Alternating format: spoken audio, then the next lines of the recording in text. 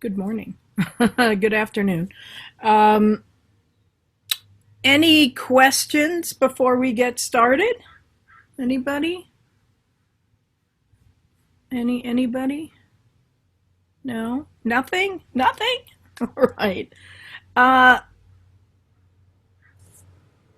I forgot to write down where we left off. So I think we went through depth of field. Does that sound right? Anybody? Yeah, Baharak. Yeah. Excuse me, I have a question about the notes. I think it was on file about bracketing and something. It is hard to read. It's too small. So Oh, okay. could you please put it in Canvas? So I couldn't zoom in and I see. It's not. yeah, I don't know how to read it because Okay. I thought yeah. the last Zoom had posted. I'll check again, okay? Because it should then be there and then you can access it Thank you. as needed. Yeah, I'm sorry about that. So we went through Oh, that's bracketing and then depth. Did we do depth of field? Does that sound familiar to you guys? Anybody? Not familiar? The area in the image that is in focus. Yeah. Yes, we did. That's what we covered last time, yeah. Okay, Our good. project. Excellent. Okay, thank you. But we did not, I believe, go further than that. Does that sound right? So let me just do a brief review of that, if I can actually find it. Let's see.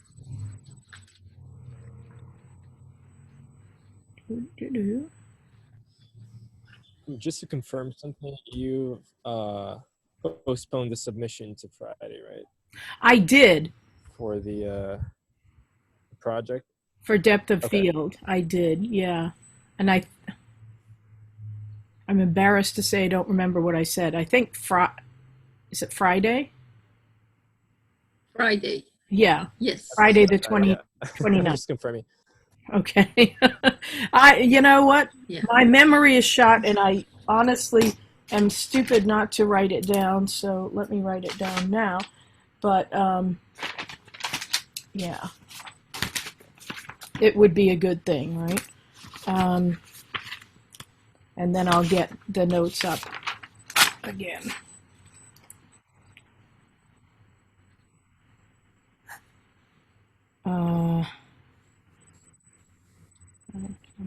Okay.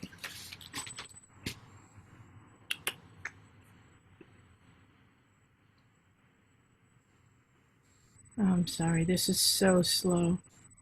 Everyone on Earth is using bandwidth.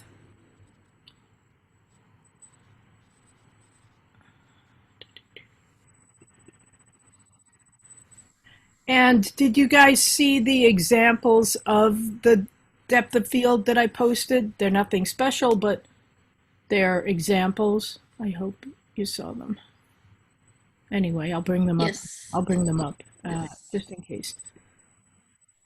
And can you hear me all right? Is the volume, I mean, everything okay there? I hope. Yep, you sound Yeah, great. yeah, okay. Yes. Good. Okay, let's share screen. I do have one question about like the general, like the whole class, because of the transition to online format. I know we all started the project like a little bit later, right? I'm sure. So do you think we're gonna have like enough time to work on every single project the way we should You know, I think, until the end of the quarter? I mean, and if not, I will. If not, I'll shorten one of them, you know, so that it's not as overwhelming, I guess. But I think that you'll be okay.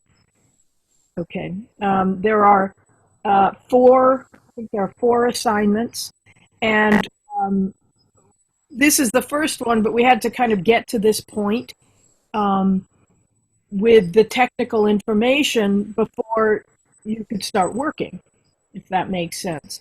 But now that we've gone over the technical information with one more subject after depth of field, you'll have all that. And it may take some time to consolidate it and internalize it, but at least it will be there and you can use it for the for all of the assignments.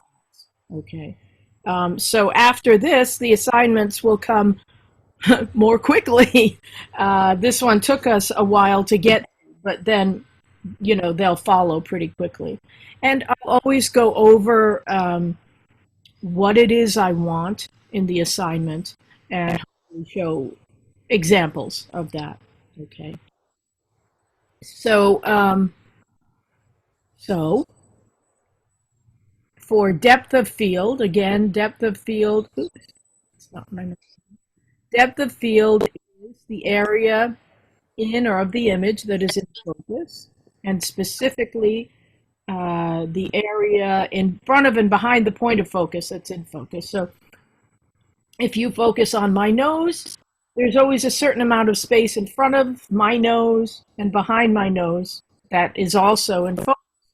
And that can be a tiny amount of space or a huge amount of space. But that's what's called the depth of field. When only a small amount of space is in focus, that's called shallow depth of field. And when a large or great amount of space is in focus, that's called great depth of field.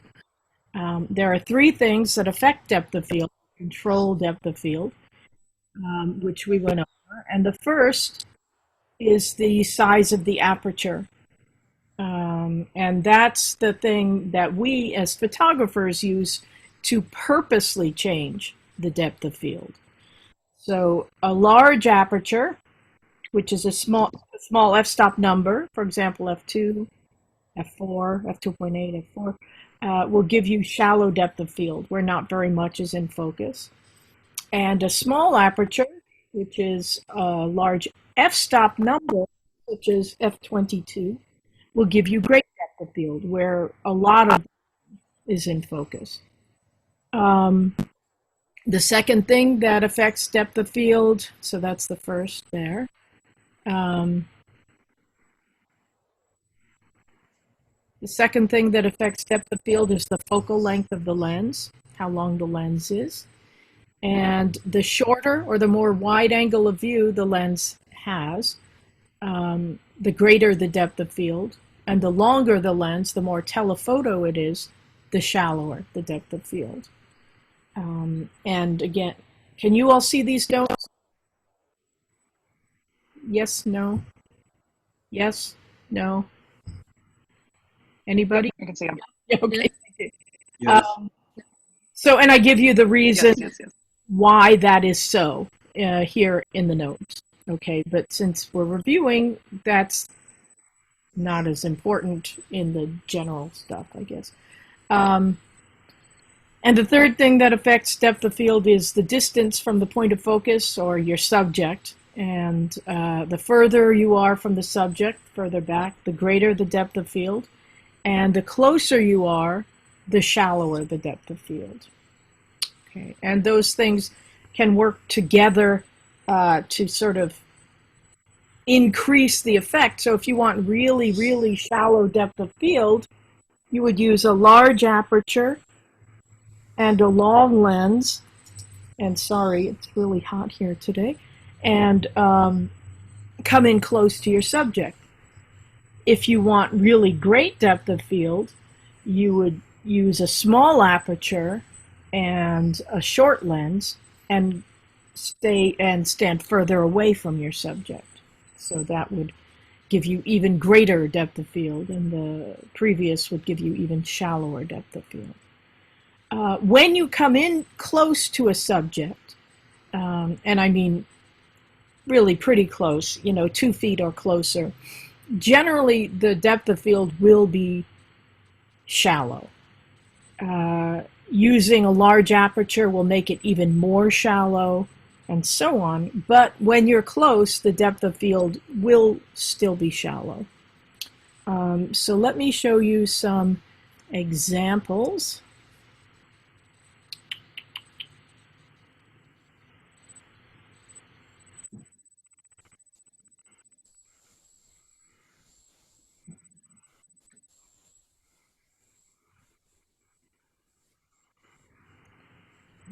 And this one I think will take even longer to load for whatever reason.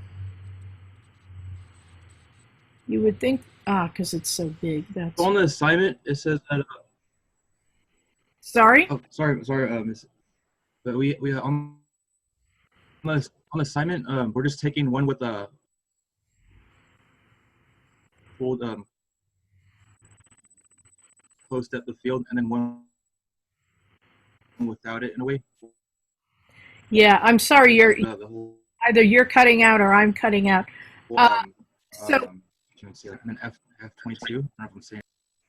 right. So the assignment is 3 sets of 2 images, and in the first one, so for each one you'll use one of the things that affects depth of field and keep the other ones constant without changing them. So for the first one, for aperture, you'll change the size of the aperture to change the depth of field, but you'll keep the distance from subject and the focal length of the lens the same. And I want you to use the extremes of your lenses. So use the largest aperture your lens is capable of for shallow depth of field and the smallest for great depth of field.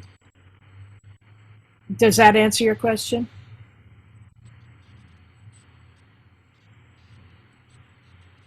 Yes? No? Hello? Unknown? Okay. And for the second set of images, you'll change the focal length of the lens using the widest angle or shortest portion of the lens to give you great depth of field and the longest portion to give you shallow depth of field. In that case, you'll keep the aperture the same, maybe f8, and keep your distance from the subject the same, and the only thing you'll change is the length of the lens. And keeping the subject, the point of focus the same. So if you focus on me for the shallow depth of field, you'll also focus on me for great depth of field. In the third set, you'll actually change your distance from the subject. So you'll keep the aperture the same, again, maybe f8. You'll keep the focal length of the lens the same, so you'll decide on a focal length, maybe 35 or 50 or 70, whatever you choose, but somewhere in the normal range is probably, excuse me, a good idea. And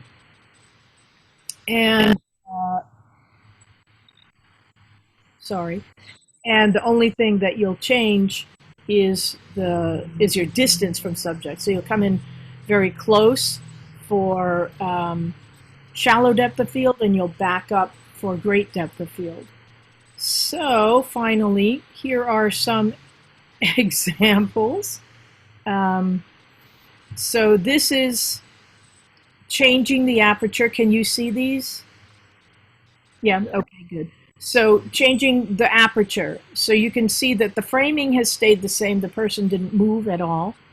And the point of focus is the same, the flower, the iris.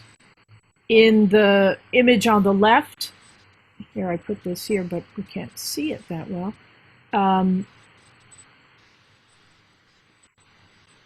The aperture was quite large, f1.8, and then for great depth of field, the aperture was set at f22, and you can see there's a huge difference in the amount of information that's in focus. Even though, in this case, the photographer actually did come in pretty close to the subject. And often, when you come in this close, you will have shallow depth of field or shallower depth of field, even in the great depth of field image. But in this case, that is not so. So huge difference there. In this, Can I ask you something about the first one? what's that? Can I ask you something about the aperture one? Is it a problem if, like, for instance, the two photos are not in the exact same position? Because when I took mine, I didn't have a tripod or anything like it. Right. So you can sense like a very tiny difference of Fine. Yeah, not movement. not everyone has a tripod. This person obviously did. They're essentially identical. But Yeah, I got one for the other, but I didn't have one for the aperture. that's fine. Yeah, as long as it's relatively the same, that's fine. I mean, obviously, if you move your camera from side to side, that's not going to help. But yeah, don't worry about that. Okay, so changing the focal length of the lens. So for shallow depth of field, the lens was pretty long, 250 millimeters. So that's a more than a moderate telephoto lens. That's a pretty long lens. And you can see, I suppose we should look at the great depth of field first. At 55 millimeters, which is a normal lens, you have a lot more information. But the area that that the photographer zoomed in on with the long part of the lens is just a tiny portion of the overall frame using a normal lens. And so the angle of view, the amount of space or the area that's in focus has greatly decreased with the long lens. And you can see that the depth of field is really pretty shallow. The point of focus is in focus, this group of seeds, I think, or withered apples, or I don't know what they are, but something on the branch. That's in focus, but everything else is out of focus. And in the great depth of field image, so it's a little harder to see the background because it's a little obscured by the tree or trees. You can see that it's really pretty sharp. The buildings, the houses are in focus. The other branches are in focus. Okay. I have a question. Yes. Yep. Go ahead. So you want two pictures, but each one has a different focal length? So I want 3 sets of 2 pictures. So go ahead and read. I'll bring up the. Yeah, the second set. You specifically want 2 different focal lengths for each picture. Yes. So for each set of images, I want 2 images for the aperture, for the focal length, for the distance for the subject. Okay. Somebody's getting a bit of, maybe it's some other noise in the background. So in each set, I want you to use the extremes. The largest aperture, the smallest aperture. The shortest focal length you have, the longest focal length. And in distance, I want you to come in close and then don't just back up a foot, but maybe 5 feet or 10 feet so that you will see the difference in the depth of field. So if you change the focal length from 55 to 65 millimeters, there will be a change in the depth of field, but it will be so subtle that you won't really be able to see it. So that's why I want you to use the extremes. And this person here obviously used the extremes from normal to, a really long portion of the lens at 250 millimeters. Okay. And finally, yeah. No, keep going. I'm sorry. Distance from subject is the same effect as changing the focal length of the lens, but instead of, going from wide angle to telephoto with the lens, you do the same thing by walking in very close, or going back for wide angle and coming in very close for the telephoto portion. So in this case, the image on the left was made from 1 foot away, and the image on the right was made from 8 feet away. And so one of these roses in here is the point of focus. I think this one here, maybe. Anyway, but you have the overall effect as well. You see all of the information around the point of focus. And then by coming in close, you obviously isolate one portion of the overall amount of information in front of you, and you can see that the depth of field gets much, much more shallow. It's only the rose in the foreground is really sharp, and this one that's, I don't know, a few inches behind is already well out of focus. Okay. Sita, I have this is Gus. I have one question regarding the mechanics of submitting the assignment. So on the sample that you showed, you had us create folders and then have those folders contain pictures. Yes. Okay. A shallow and a extreme depth of field. Right. But from a submittal's point of view, when I tried to submit it, it kept telling me, I kept dragging me down to the lowest level of the folders. So what I ended up doing was creating a disk image. That's fine, or zip also will work. Or just submit them individually and change. Let's see if I put it here. So if you change the name of the image from the number of, whatever it is. Yeah. If you say great and then the aperture that you use. I mean, I did do that, but I tried to keep them inside. You have access to opening a DMG file? It's a disk image file on Macintosh. I think so. If you double click on it, she just open it and put it on your desktop. I'll check it, okay? And if it doesn't open, I'll let you know. Okay. Okay. Cool. So, but yeah, if you just rename each image, so for distance from subject, if you say 1 foot and then 8 feet, and then focal length of lens 35 millimeters and 200, then I'll know, even if they're not in the in separate folders. Okay. Okay. And that will be fine. So you don't have to make a disk image.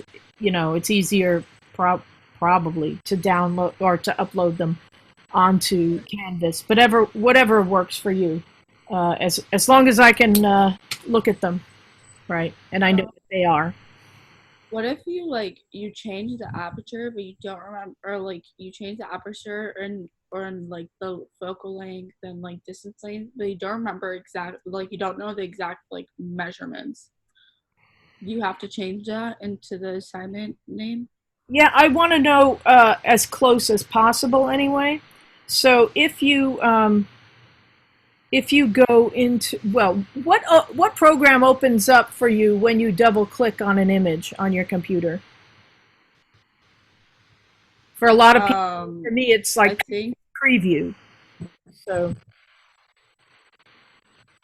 I think for me, it's either preview or pages. It depends. So certainly in preview, once you open an image, if you hit Command I, information about the image will come up, and you should be able to get the metadata. So let me see if I can do that. Just a moment. You can always click on the image and press Get Info. Yeah. So let's see. Find an image.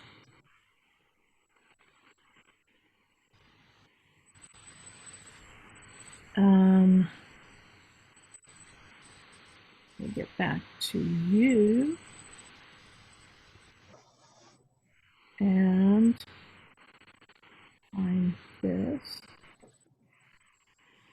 Okay, so can you see this image of a person jumping? Yeah. Okay, so if I hit Command I, now I bet I have to find that. So let's see.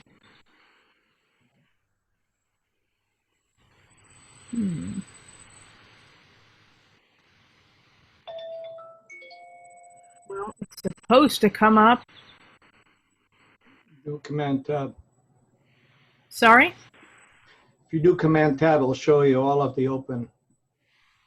You don't You'll want be to able to find it that way. how many I have open. It's embarrassing. Okay. Let's see. Let me get back to that.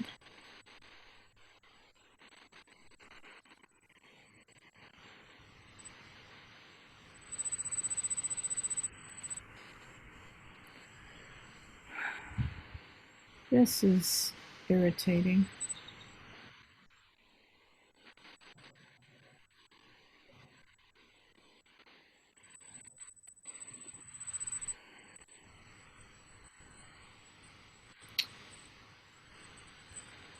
Well, at any rate, a new window should open up, and you should be able to see all of the information about the image. The This was in preview? This is in preview. So if you hit Command, the key stroke Command, and then the letter I, that should come up. Now, for some reason, it has not come up here. And I don't know why. So let me... Maybe it's the image. Let me just see if I can find another image.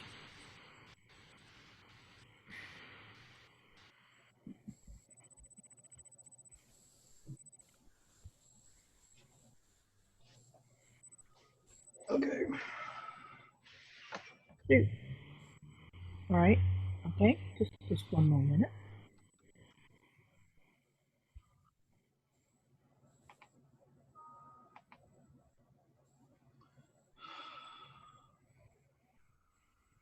Where are my files? Crazy.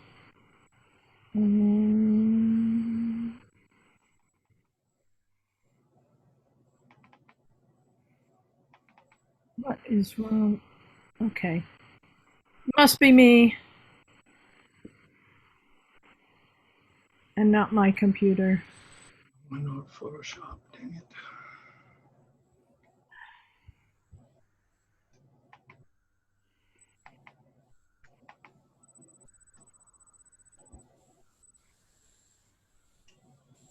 There's preview. Okay. Wow.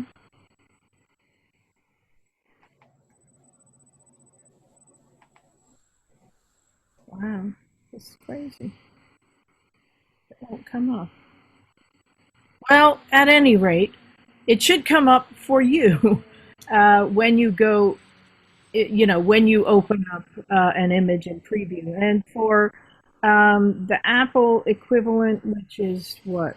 Images or photos, you also should be able to get the basic information about the image, and that will also tell you the size of the aperture, the f-stop number, and it will tell you the focal length of the lens. It probably will not tell you the distance from subject, but you can, if you give me a guesstimate on that, that would be fine. Okay, so does that make sense? Ooh, that's very out of focus. Right? Yeah. Yeah, okay. Yeah, for some reason, and Huh. what that reason is, I'm not able to get the information. Aha, there it is. So, all right. Wow.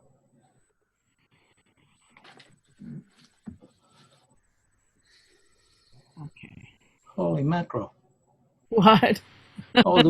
I didn't realize all this information was in the metadata. Isn't that amazing? Yeah. Yeah, yeah. You can see how the government keeps track. No, I'm just joking. Well, you're probably right, though. They have access to everything, but who knows what they actually make use of? Probably the wrong stuff. But, all right. So if you can now see this more info thing I'm moving around. Anybody? Yeah. The one that usually has the most information is the eye, the encircled eye, and then if you go to IPTC, that's not given it here. EXIF, I mean, sorry. Then you have all of this information, and this is a really old JPEG. So, and it was on a, it was low res and on a cheap camera, so it may not even have all of the information that you would have now. But it gives the date, the time, the exposure mode, so manual exposure, aperture priority, a 40th of a second. The flash was on and it fired.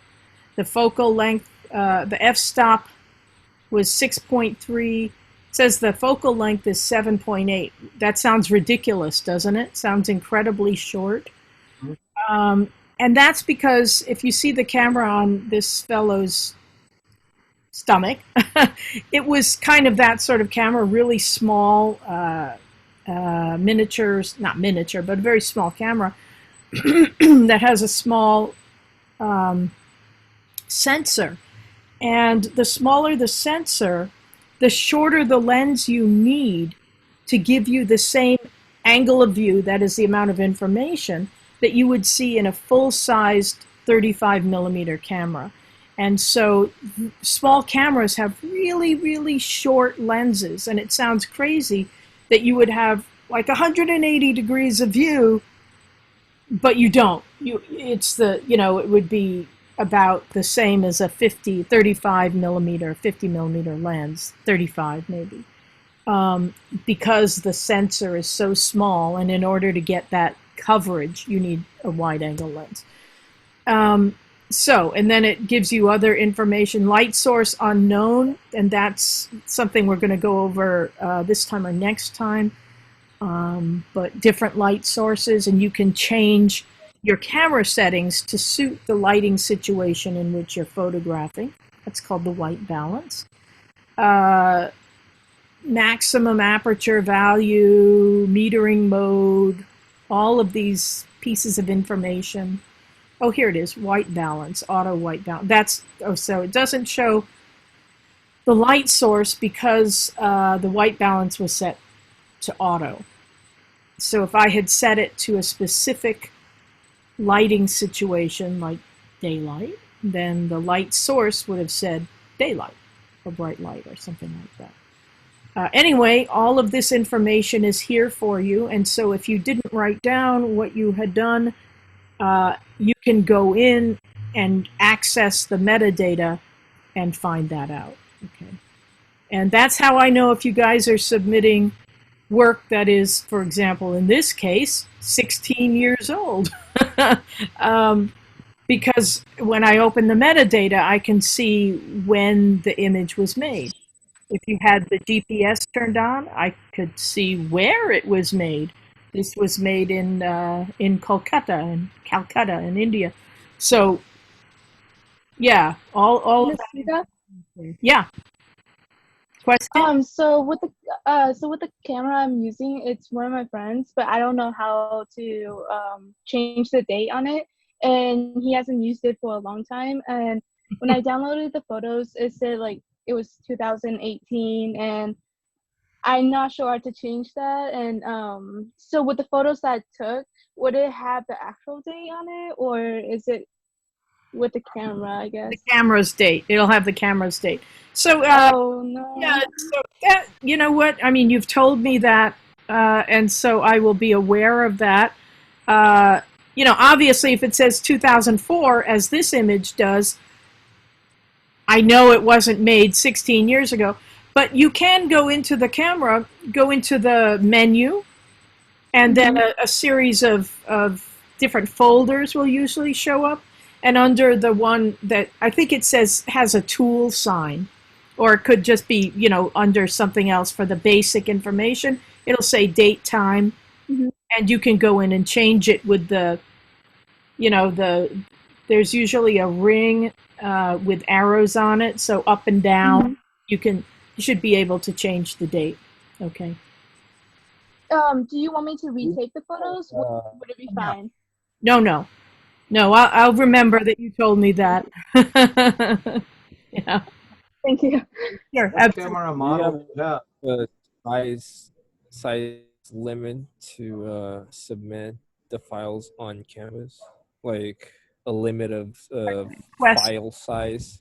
So yeah, you know, if you're shooting RAW, they're going to be big, and there's nothing you can do about that. But if you're shooting JPEG, even so, JPEGs, if you haven't manipulated them, and I don't want you to, they should be I fine. didn't.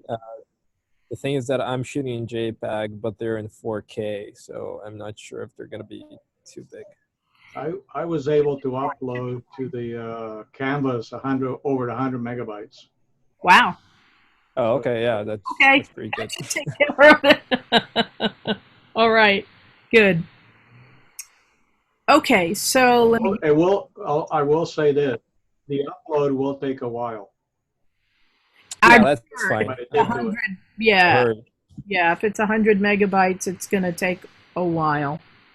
And I would hope they're not anything close to that big. Though, if you're, you know, if you can submit them in bulk, then of course it'll be a big bunch and will take a while. But okay. Okay, so that is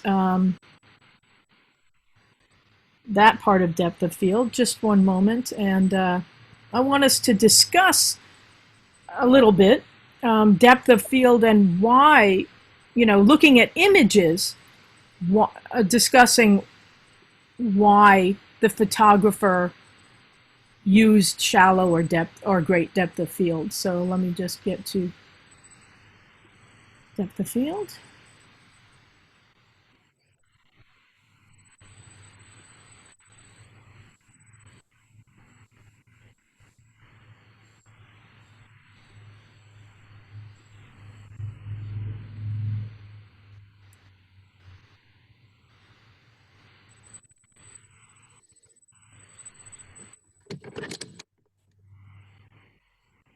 All right. It's a little bit of a pain, but that's okay.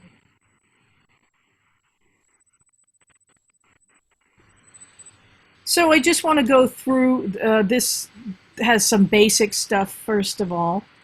So it's just going over what we've talked about. Can you see this slide that shows the different apertures? Yeah, okay, good. And that's all it is showing you these are not necessarily to scale, but as the as the size of the aperture or the opening in the lens decreases, the f-stop number increases, or as the f-stop number increases, the size of the aperture decreases, right? Motion, which we'll talk about in more depth pretty soon, maybe next time. As you change the shutter speed, the effect of the appearance of the moving subject will change. So in the image on the left, a 1/15 of a second was used, and that's, can you still see this? Yeah. Okay. And that's a pretty slow shutter speed, and this fan is moving very quickly, and so you can see that the motion is is completely blurry. All you have is a sort of halo around the center of the fan. In the next image, 2 stops faster at a 60th of a second. The motion is still very blurry, but now you're able to make out the shapes of the blades. Another 2 stops faster at 1/250th of a second. Again, the image is still blurry, or the motion is blurred, but you can definitely make out the shapes of the blades. You can actually kind of see the rivets that are holding the blades onto the center. And then finally, at 1/1000th of a second, the motion is completely stopped or frozen because the shutter speed was fast enough to freeze that motion. And we have to take their word for it that the fan was actually moving. But a 1/1000th of a second stopped the motion. Okay, you needed a really fast shutter speed to do so. So the faster the subject is moving, the faster the shutter speed you will need to use to stop or freeze motion. In the, at the other end, conversely, if you want to show motion as a blur and that subject is moving slowly, then you need to use a really slow shutter speed to capture the motion. So night photography, for example, where you can see star trails, which is actually showing the motion of the Earth relative to the stars, they are not moving very quickly as we perceive it. And so you need a really long exposure in order to show that motion and show the streaks of the stars as we move relative to them. Okay. We talked about equivalent exposures. And so this is showing sets of equivalent exposures, not the ones I gave you, because when we talked about equivalent exposures, the examples I gave you were possibilities, a hypothetical situation. So these combinations are different, but the effect is the same. Each of these combinations of numbers will give you the same exposure in terms of light and dark. So to the left, f16 at 1/8 of a second, you're using a small aperture, which lets in very little light. And so you compensate for that by letting a lot of light in through the shutter using a slow shutter speed. At the other end, f2.8 at 1/250th of a second, you're letting a lot of light in through the aperture. So f2.8 is a much larger aperture. So you'll let in much less light through the shutter. 1/250th of a second is a faster shutter speed. And in between, all of these combinations of numbers let in the same overall amount of light. Okay. So in terms of the appearance of the image, f16 at 1/8 of a second will have great depth of field because we're using a small aperture. And if there's anything moving in front of the frame, that motion will probably be blurred because we're using a slow shutter speed.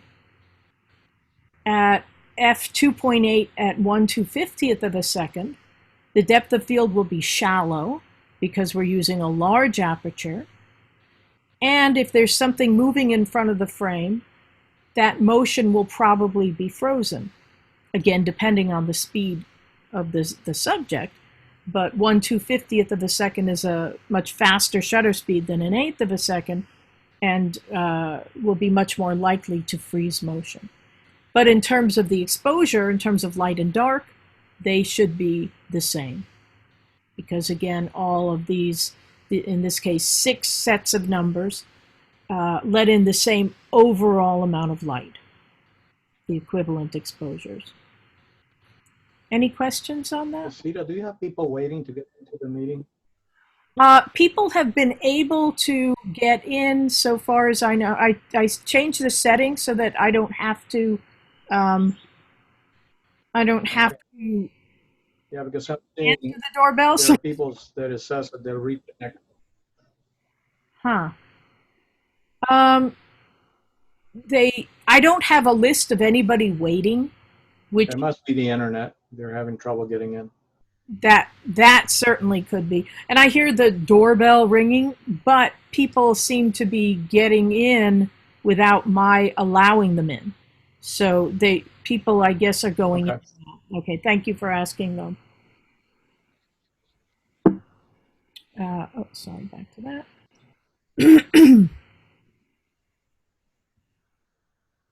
This is a better example. So what happens to the amount of information in your viewfinder and in your image when you change the focal length of the lens? And I like this example because it gives you these cones in different colors showing what happens to that angle of view and the amount of information as you change the focal length. So down here at 11 millimeters, and EFL stands for effective focal length. And so what that means is the focal length as it translates to a full frame 35 millimeter sensor. But at any rate, let's just use the first number. So 11 millimeters, extremely wide angle, lots of information here, a lake and a hill, and in the far distance, a castle. And as the focal length increases, as it gets longer, the amount of information in the frame decreases because we're essentially visually coming in closer and isolating smaller and smaller portions of the entire frame, so that by the time we get to 400 millimeters, all we see is the castle, really, the top of the castle. Where at 11 millimeters, we could hardly see the castle. It's just part of this broader landscape, right? Okay. What happens to the quality of the image? Gus, that image of you is scaring me. Makes me feel like you are laughing at me. There. Not better? No, it's fine. I'm just joking. No. What happens to the quality of the image when you change the ISO or ASA rating? And so this example starts at 1600, which is pretty fast. It's a pretty sensitive setting or high, sensitive rating. And it still looks really pretty good. Not all cameras, including my camera, not all cameras look so good at 1600 ISO. Mine starts to show this pixelation, not pixelation, but the noise at like over 400 ISO. So this looks great, but 3200, which is twice as sensitive as 1600, you can see a definite degradation of the image. You're starting to get these blobs of color that don't belong there. The text is not as sharp. 6400, a lot worse. You can hardly make out that it says 20 inches. The text is really, really blurry or unsharp.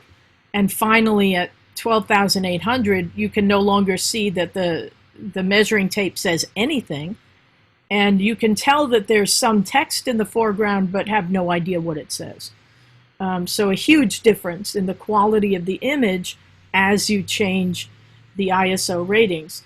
Now, the newer and the higher end cameras have much, much better quality at the higher ISO ratings. It depends on the camera for the lesser cameras. But in general, a newer camera gives you much better quality than a slightly older one. But it's really the higher end cameras that give you excellent quality, even at the really high ISO ratings. So 25,000, 600, 51,000, or 52,200, whatever, as they go up. Okay, and that's more of the same. So depth of field. This shows shallow depth of field. And in this case, the photographer focused on the midground. And it's sometimes a little startling for us to see an image that has the foreground out of focus.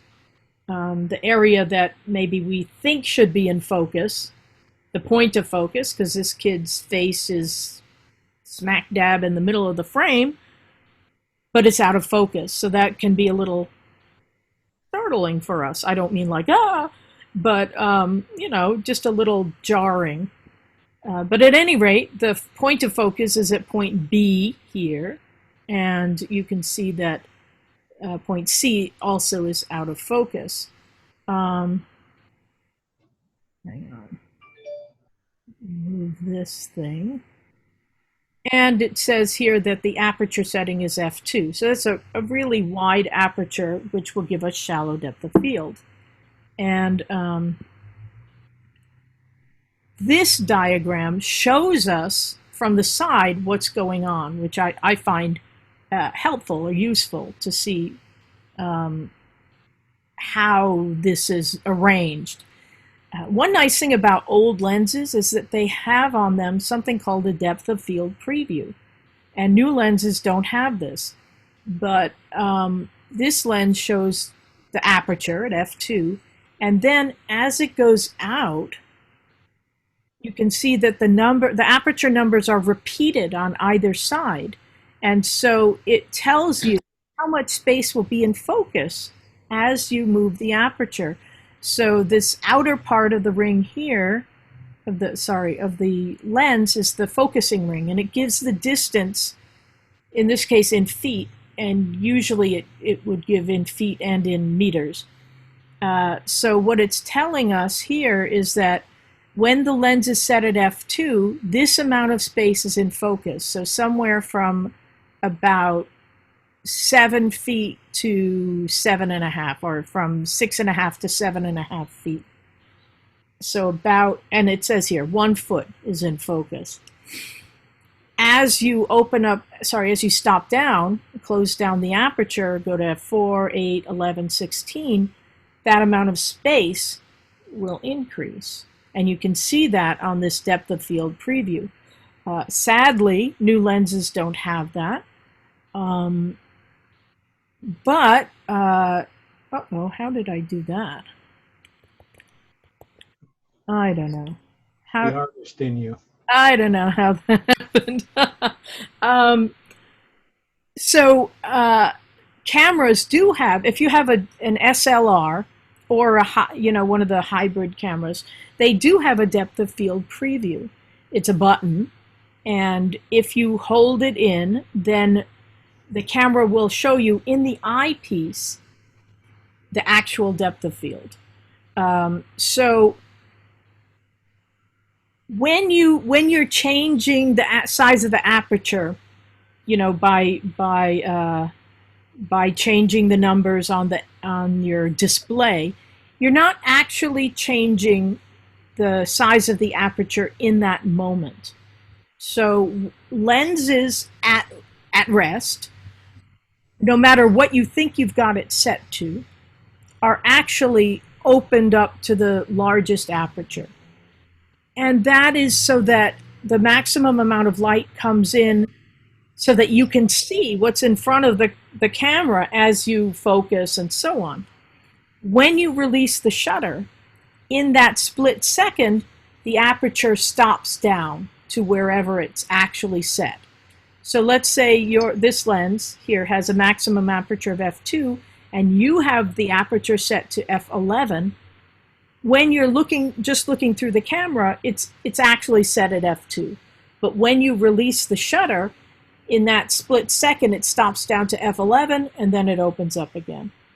So the depth of field preview button will actually, when you activate it, it will actually stop the lens down to the actual setting, and then you can see the change in depth of field. However, because f11, or wherever you've set it to, lets in a lot less light than f2, what you see in the viewfinder will be pretty dark because you've actually decreased the amount of light. entering the camera at that moment. Okay. So this is showing you what's going on with this first image. Oops. Sorry, that image.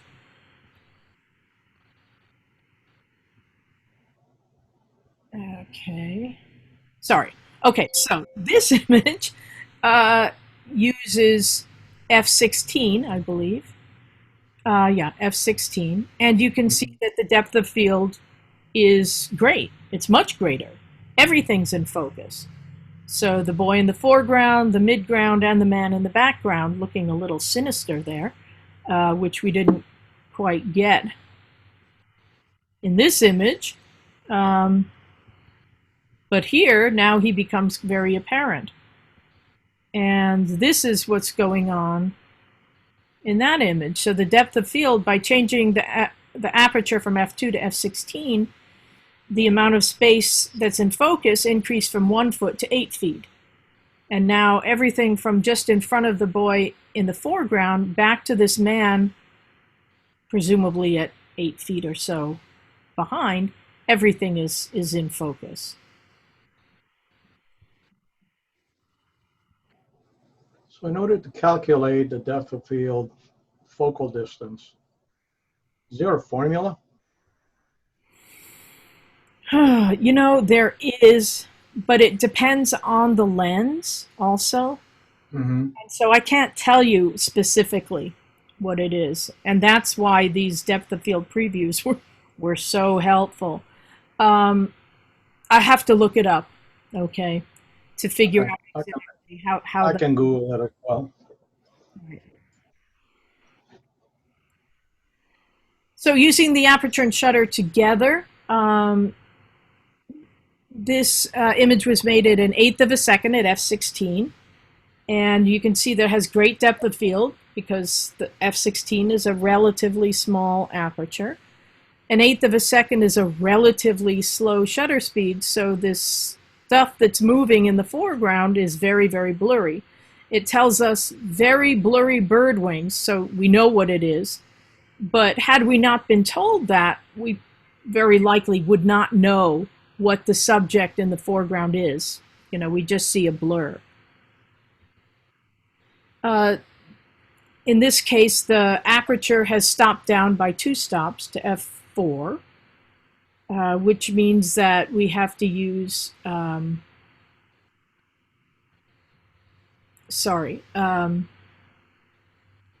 faster shutter speed. Yeah, right. What am I saying? So a faster shutter speed because we've opened up the aperture.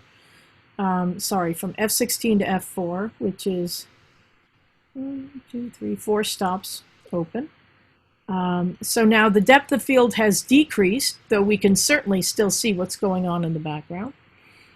And with the use of the faster shutter speed, a lot of the motion of the birds has been frozen, though certainly not all of it. So we can see that the birds that are moving faster, who are in, taking off or flapping their wings, the wings are still blurry. And finally, f2, so the aperture opened all the way up at a 500th of a second. The depth of field is pretty shallow now. You can see the background is, you can still see what it is, but it's definitely blurry. And a 500th of a second has stopped almost all of the motion of the birds. This bird on the right is a little bit blurry, but overall the motion has been stopped. Okay, so hopefully that shows you how they work together, the aperture and the shutter, and what happens to each, the motion and depth of field as you change them, as you use the equivalent exposures. So I had told you that when you come in close, the depth of field will still be shallow, regardless of the aperture. So in this case, on the left, a very small aperture was used, f32, and you can see that the depth of field is still shallow. The background is out of focus. The foreground is in focus. The flower, the narcissus here, and then the one just behind it and below it is also in focus. But the background is blurry. You can see what it is. You know, you have a sense of it, of more flowers, of the foliage, and so on. At f5, the depth of field is incredibly shallow. So the flower is still in focus, but by the time you get to the next flower back, the focus is falling off, it's softer. And this third flower, maybe a few inches behind, is really out of focus. And the background is so out of focus that you really don't know what it is. It's just a sort of impression of colors and areas of light and dark. Having seen this, you know, the image on the other side, we can assume that it's more of the same, but we don't know that. Okay. That's same stuff. This image was made by a photographer named Ansel Adams. Have any of you ever heard of Ansel Adams? Yeah. Yeah. What have you heard? What did you hear about him? Or just have heard of him? Oh, he was also a preservationist in terms of national parks and so forth, and used his photography as a tool to help promote saving the environment and nature. That's right. So Ansel Adams was one of the very well-known photographers of the 20th century. He was a black and white photographer. That is, he used black and white photography. And for many people, especially of my generation and older, when they think of black and white images, they often think of images of the type that Ansel Adams made. Landscapes, such as this one, often made, Ansel Adams photographed primarily in California and in the western United States, often in the Sierra, Yosemite. This image was made in the eastern Sierra, looking west at Mount Williamson. But his prints were black and white, but with a beautiful tonal range in between. And he devised a method of controlling the black and white process from beginning to end. So he was one of a group of photographers. His method, by the way, is called the zone system. A group of photographers that called themselves the F64 group. And F64 is a very, very small aperture, which gives you very great depth of field. And F64 is found on large format cameras, 4x5, 8x10 cameras, which is what Adams usually used and what he used here. So that's a big camera that uses an 8x10 inch sheet of film.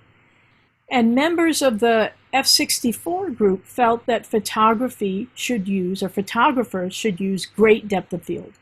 That it was, in essence, and I'm putting words in their mouths, in essence, cheating to use shallow depth of field, because it's so easy to guide the viewer's eyes using focus. So if there's only one thing in focus in the frame, you're going to look at that. So it automatically directs the viewer's eyes to the area in focus. And the members of the F64 group felt that the photographer should use composition, should use the elements in the frame to guide the viewer's eyes into and around the frame. That areas of light and dark, areas, you know, shapes, forms, those are the things that should draw the viewer into the frame and keep the viewer in the frame. So that's just one philosophy of photography. Obviously, not everyone thinks that all images should have great depth of field. Adams said that he did something called pre-visualization, and that is when he saw a scene, he actually saw the finished print in his mind's eye, and he exposed the film and developed the film and printed it in the darkroom with that final print in mind. Now, we don't, not all of us do that, you know. We don't see the finished product in our mind's eye necessarily. Another photographer named Gary Winogrand said he said, I photograph to see what things look like as photographs. That's the complete opposite. It implies that he had no real idea of what it might end up looking like until he saw it as a photographic image. So there's no one way of making images. You know, there's no one correct way. But at any rate, this was Ansel Adams's way, and you can see that the depth of field in this image is very, very, very great.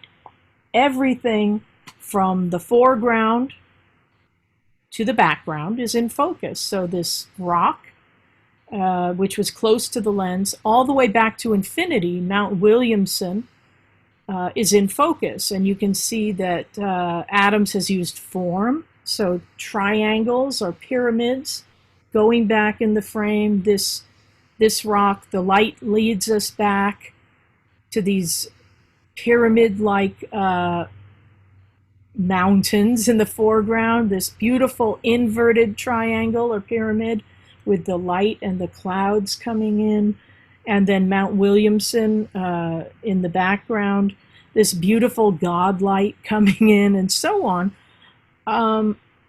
all pulling us into the frame. Okay. Adams was not known for his portraiture, but this image was made by Ansel Adams, and it's of a man named Orville Cox and the American painter Georgia O'Keeffe. Many portrait photographers use shallow depth of field to direct the viewer's eyes to the subject. And by throwing the rest of the frame out of focus, it minimizes the distraction, I guess, of what those other areas might bring. As you can see, the depth of field here is great. Everything from the foreground, Cox's elbow, to the background, the clouds at infinity, everything is sharp. Everything's in focus. And yet it's very successful, I think, as a portrait, as an image of these people. I love O'Keeffe's expression. It's so mischievous, you know, as if she's plotting something or who knows what. But anyway, I think it works well. Adams photographed them from below, so he sort of elevated them in the frame into the clouds. You know, he's given them this larger than life feel in a way by excluding other information. We don't know what's down here. Maybe they're standing on a park bench or who knows what. It doesn't matter. He's put them up in the clouds, so he's given them this elevated status that we see in the frame as well. So this is one of my favorite examples of great depth of field because it's so extreme. It was made by a photographer, a German-British photographer named Bill Brandt. And Brandt was known for his high contrast images. And you can see that here, black blacks and white whites. And there is a tonal range in between, but what's really noticeable is the high contrast in terms of the print quality. So here we see the frame divided roughly into three horizontal areas, with this ear taking up 1/3 of the frame, and it really has a surreal quality. And Brandt was friends with and certainly influenced by some of the surrealist painters of the day, in particular the Belgian painter René Magritte. And I think you can see the influence of surrealism here by giving this ear so much prominence in the frame. The depth of field is almost infinite. It's so great. Brant found a camera in a thrift store, and this camera had belonged to a police department, and it had a fixed aperture that was really, really small, like smaller than f128. And you can see that the depth of field is incredibly great. Everything from this ear, a couple of inches from the camera, all the way back to infinity, the looming cliffs and the ominous clouds, everything is in focus. So it almost it distorts our sense of size, you know, by placing the ear in the foreground and making it appear enormous. Scale, that's the word I wanted, our sense of scale. So this image was made by a French photographer named Henri Cartier-Bresson, who was also one of the well-known photographers of the 20th century. And his philosophy is something he called, his philosophy of photography was something he called the decisive moment, a moment unlike any other, a moment that might be the height of action, but could also just be when all things come together as he wanted or hoped for in terms of light and shadow, form, interactions. Note the black line around the frame. That indicates that this frame is uncropped, that this is how it was shot. And when you print in the darkroom, this shows the edges of the negative. And almost all of Cartier-Bresson's prints have the black line around them just to show you that they are uncropped. And he believed in composing in the frame, that you shouldn't have to crop after the fact. That if you have the time, and somehow he always seemed to have the time, you should compose so that you don't have to crop. And his images were not always these calm, you know, in situations where you obviously would have time. He photographed during the Second World War. He was a prisoner of war in German camps and escaped 3 times. So his war photographs, you know, they were more photojournalistic, and yet they were still uncropped. Anyway, not all of us can achieve the same thing, but in general, if you have the time, it makes sense to compose in the frame rather than cropping after the fact. So let's say we made this image, but all we were really interested in was this area here, this beautiful gesture of supplication. And we decided to crop down to this. Well, that's maybe 10% or less of the entire frame. And so if you crop this and dump everything else, you've dumped 90% of that frame, meaning you've dumped 90% of all those pixels and you're left with 10%, which when you blow them up are just big pixels. So if you can, it makes much more sense to come in closer and fill your frame with the information that you are interested in. Okay, so it's important to pay attention, not just to what interests you, but the rest of the frame. Again, if you have the time. If you're in a war situation and you're photographing what you can, and you may not have the time, or it may really not be safe for you to say, I really like the way that guy's AK-47 lines up with the line of the roof. You know, it just is not practical or safe. But if you do have the time, look at the edges of the frame. Do you need that information? Do you need more information? Would changing your angle of view help? Mhm. So in this case, Cartier-Bresson used great depth of field. He was not hardcore in terms of depth of field. He used both shallow and great depth of field, depending on the situation. But in this case, he chose to use great depth of field to show us both these beautiful figures in the foreground. This was made in Kashmir in India in 1947 or 8. So we see these figures, but we also see what they see. This valley in front of them and the mountains beyond. Cartier-Bresson could have chosen to just focus on the women, whom we see obviously not as individuals, but more as representative. And then that image would just have been about them, about their clothing, the beautiful creases and folds.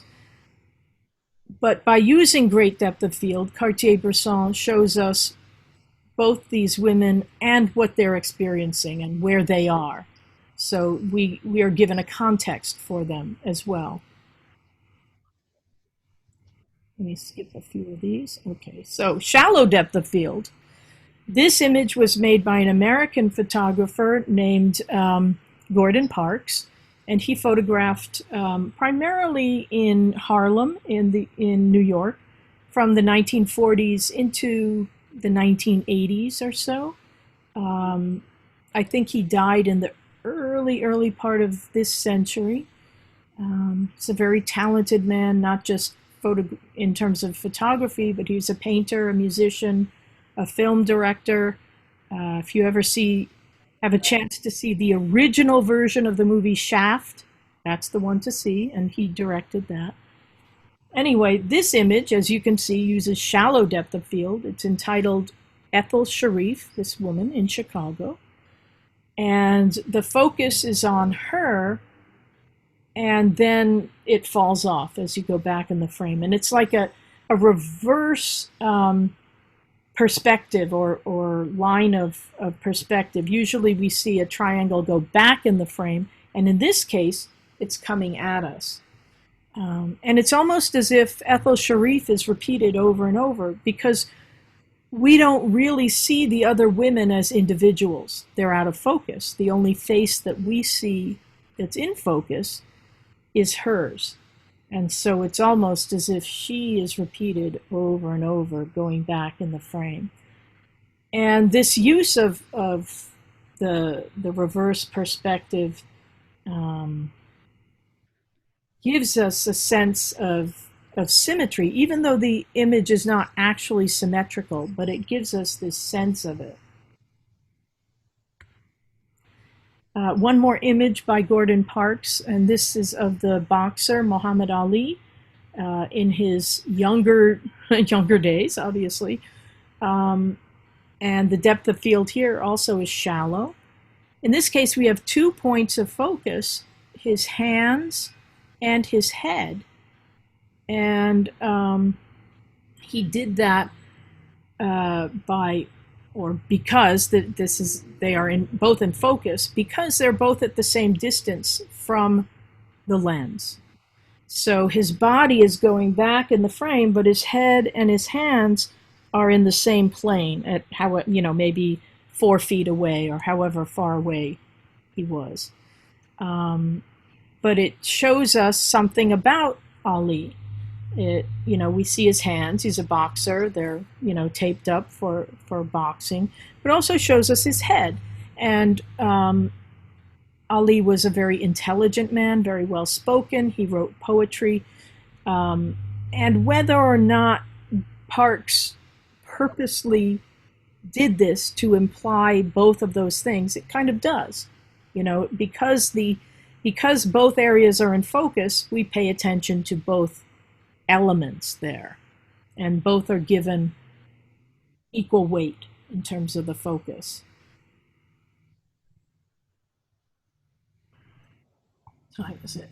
We should probably stop soon, but this image shows a kind of reversal of what we expect to see. This image was made by a Swiss photographer named Robert Frank, whose work I hope we'll look at in more detail. He received the Guggenheim Foundation Fellowship to travel across the United States in the 1950s and record what he saw photographically. His work was published in a book called The Americans, which was well received in Europe and very poorly received here in the United States. Mostly, not entirely, mostly because it showed a part of the United States that Americans didn't really want to see. Not the 1950s that we necessarily think of in terms of prosperity and the baby boom and the rise of modern industry and television, so much as showing the seedier underbelly of the United States, of segregation and bigotry, of isolation and those sorts of elements that people didn't really want to see about themselves in the United States. His work also was considered to be really, really messy, and a lot of photographers disliked his work also. The magazine Popular Photography just excoriated him because they considered his work sloppy, that his horizons were never horizontal, that things were out of focus, the framing was off kilter. All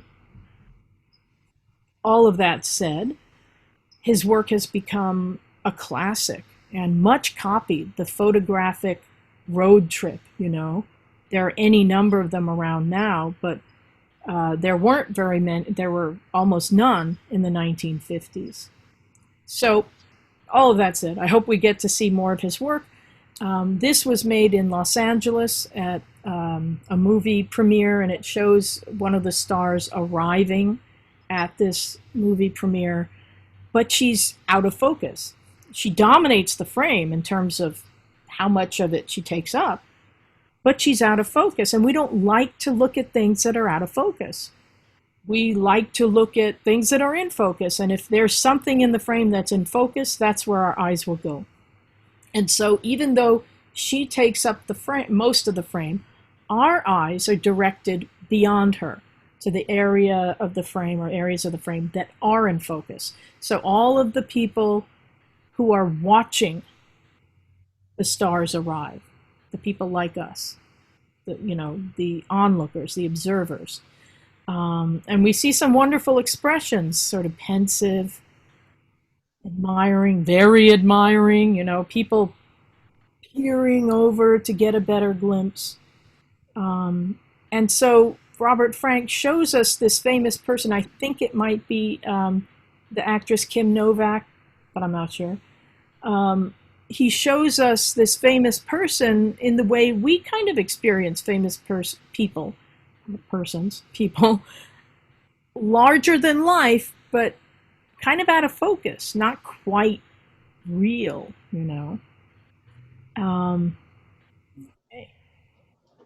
So it is getting late, so I assume you guys have things to do, but I will try and post the rest. We're almost done, but post the rest of this lecture so that you have access to it.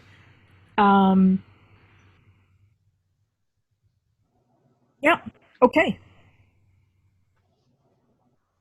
Any questions, comments? Yeah, on the assignment, I mean, you got to review a whole ton of pictures, I'm sure. Any idea when we'd get feedback on those? Hopefully in the next week after you have turned them in. I'll be able to go through them, hopefully over the weekend, but, the weekend and the early part of the week, Okay. go through them and grade them and make comments. If you are unhappy with your grade, contact me, and based on the strength and validity of your argument, I may or may not change your grade, but you may redo you can always redo the assignment for a better grade. I'll regrade and obviously use the better grade. Mhm. Okay. But I realize that this is not the easiest method, at least for me, not the easiest method of instruction. You know, I certainly have taught online for years, but with this with this class Right. and classes of this sort, I teach them in person, and I always find it easier to interact with people and to explain things in person rather than typing it all out. Right. So today I rescheduled our Monday chats to today because Monday was a holiday, but I will be having office hours on Wednesdays, roughly from 12:30 to 2:30. So I'll just have an open Zoom chat, and I think I emailed everybody that link, but I'll do it again anyway. So if you have questions or whatever, you want to come in and chat, I will be available on Wednesdays from 12:30 to 2:30 on Zoom. Okay. Okay. Any other questions, comments, issues? Nope. Nope. Sorry, next class gonna be on Monday, yes? Monday. Yeah. Yes. Yeah. Okay. Well, have a wonderful week and weekend. Stay safe. Shoot lots of photographs. And see you Monday. Okay. Take care. Take care. Thank you. Bye. Bye-bye. Bye. Bye.